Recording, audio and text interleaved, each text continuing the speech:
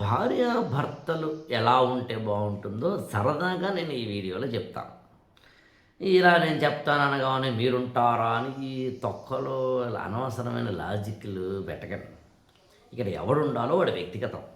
ఇలా ఉండాలి అంటే అర్థం ఏంటంటే నేను ఉంటున్నాను అని కాదు.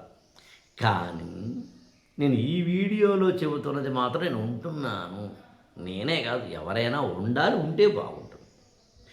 భార్యాభర్తలు ఎలా ఉండాలి, మామూలు ఎలా ఉండాలి అన్నప్పుడు నేను ఫస్ట్ చెప్పేది ఏంటంటే రొమాంటిక్గా ఉండడం.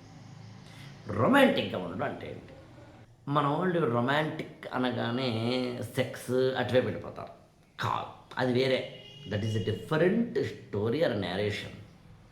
రొమాంటిక్ అంటే ఏంటి అంటే జీవితాన్ని ఆస్వాదించగలిగిన గుణం.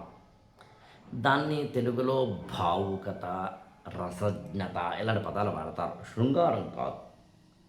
మామూలుగా ఏదైనా ఒక చక్కటి ఇల్లు ఉందనుకుందాం, ఆ ఇంట్లో మంచి పెయింటింగ్ ఉందనుకుందాం.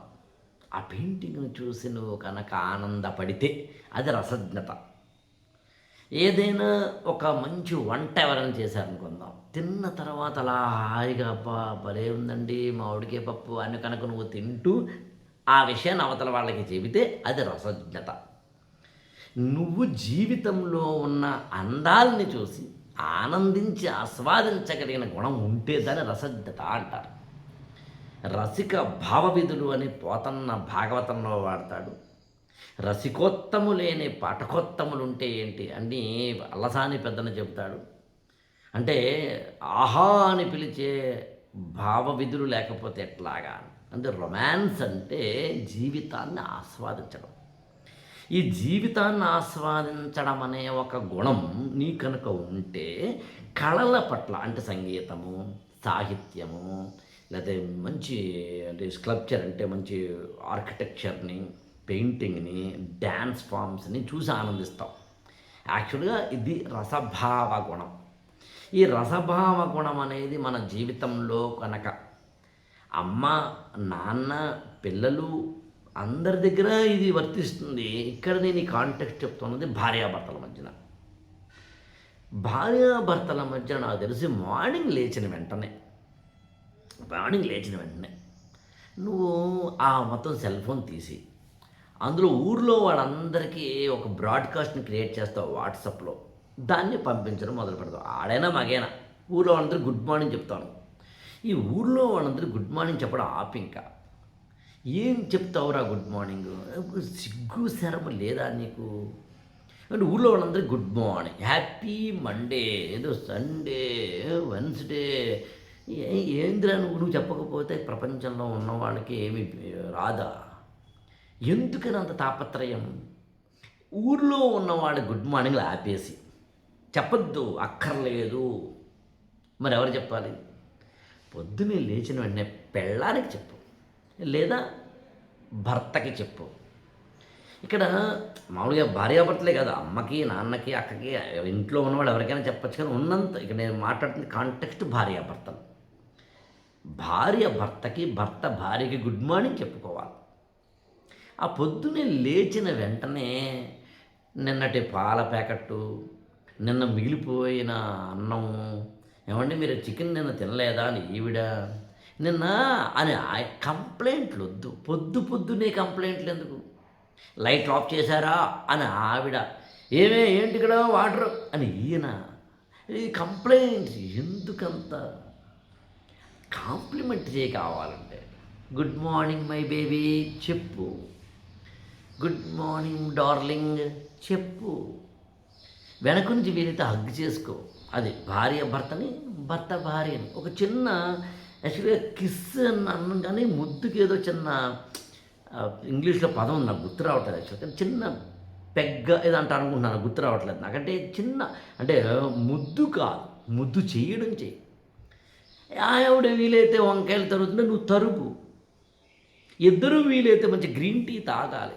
అవండి మళ్ళీ చెప్తున్నాను, మీరు చేస్తున్నారా లేదా, చేయకూడదా నేను అనట్లేదు, ఇన్ జనరల్ మాట్లాడుతాను. గ్రీన్ టీ ఏదోలో అని ఒకటి యాక్చువల్గా ఈ కోడిగుడ్డు మీద ఏకలు తీయడం ఆపే. నా ఊర్లో వాళ్ళందరి యొక్క బతుకుల మీద నువ్వు జడ్జిమెంట్లు పాస్ చేయకు. పెళ్ళాం మీద జడ్జిమెంట్ పాస్ చేయకు. మొగుడు మీద జడ్జిమెంట్లు పాస్ చేయకు. జడ్జిమెంట్ పాస్ చేసేంత నువ్వేమీ పెద్ద మహాజన్యుని ఏం కాదు. నీ మొత్తం నీలో ఉన్న ఆ సమస్త కంపుల్ని కడుక్కో. అందుకని ఒక్క మాటలో చెప్పాలంటే హాయిగా అందంగా అందరికీ నువ్వేమో చక్కగా మంచిగా అందరికీ చెప్పు. ఊళ్ళో అందరు చెప్పు. చెప్పినా చెప్పపోయినా పెళ్ళానికి చెప్పు, మొగుడికి చెప్పు. అంటే ఉదయం నుంచి రాత్రి వరకు నువ్వు ఎలా ఉన్నావు భార్యతోటి, భర్తతోటి భార్య అనేది రొమాంటిక్ దానికి నేను మాట్లాడుతున్నాను. ఇక్కడ బెడ్రూమ్ రొమాన్స్ కాదు. ఆమె చీర కట్టుకుంది, బాగుండలేదు అనుకుందాం, అయినా బాగుందను. ఆయన ఏదో కాస్త మంచి ఏదో ఏదో ఉంటుందని ఏదో మంచి పని చేశాడు అనుకుందాం, పొగుడు. ఆయన ఏదో వంట అనుకుందాం, ఆయనకి వంట రాదైనా మీ పాప నీకోసం వచ్చేదో ఉప్పు వేసాడు అనుకుందాం. యాక్చువల్గా అది ఉప్పు ఎక్కువైంది అనుకో, ఆయన నష్టమే ఉంది, భలే ఉందండి అను. అంటే రాక ఆయన వంటింట్లోకి వచ్చి ఏదో వంట చేశాడుగా, తప్పో ఒప్పో అందులో కిరుకుతావేంటి, బాగుండలేదు వంట అంటే యాక్చువల్గా మా అమ్మ ఎలా చేస్తుందంటే, ఎందుకంత ఈగో వల్ల, అహంకారం వద్దు.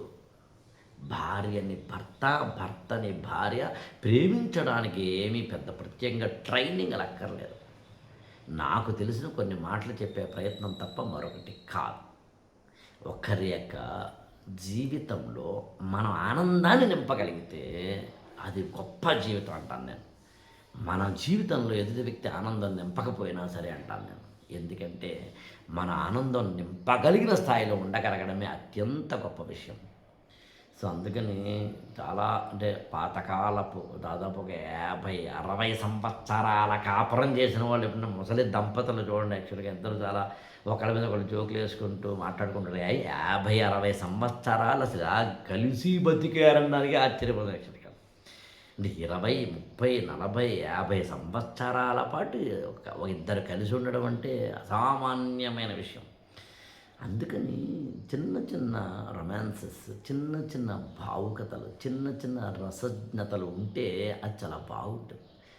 మనకంతా సెల్ ఫోన్లో చూసుకుంటూ, వాట్సాప్లో మాట్లాడుకుంటూ, ఎవడెబ్బడికో మనం ప్రత్యేకంగా అభినందన చెప్పడం, పంటకు వస్తే చాలు రెచ్చిపోయి అందరికీ శుభాకాంక్షలు, శివరాత్రి శుభాకాంక్షలు. దీని మీద కూడా ఒక వీడియో చేయాలి నేను. అర్థమైంది అనుకుంటా. Love you so much. ఈ ఛానల్ని లైక్ చేయండి, షేర్ చేయండి, సబ్స్క్రైబ్ చేసుకోండి.